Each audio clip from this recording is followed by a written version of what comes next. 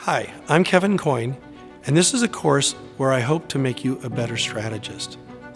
I've taught strategy in business schools, I've led the effort at McKinsey to improve how we did strategy, and I've worked with a lot of companies on strategy.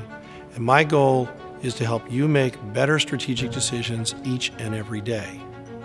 And frankly, what we're going to focus on is an area that most businesses and frankly most consultants aren't very good at in strategy, and that is understanding you versus your competitor.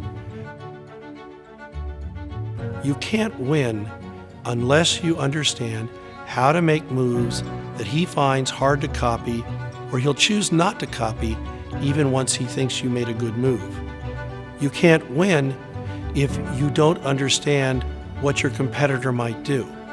Our goal in this course is to teach you to be a better strategist by understanding you versus competitors. Every company is rigid in some ways and flexible in others. You can't just assume we will always be able to be flexible.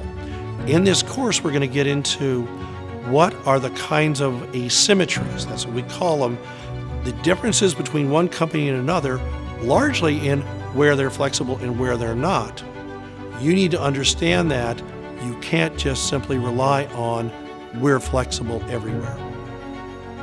I've worked with hundreds of consultants, not just McKinsey consultants. I've worked with Bain, I've worked with BCG consultants, other consulting firms. I've also read their reports.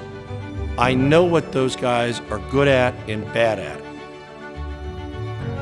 And in truth, 95% of consultants are pretty weak at understanding competitive advantage. They get good at what's this industry like, they get good at what's the conventional wisdom in this industry, they get good at best practice, they get good at understanding the client, and they're pretty weak at understanding competitors. You have the conceptual tools to understand what's most important about competitors.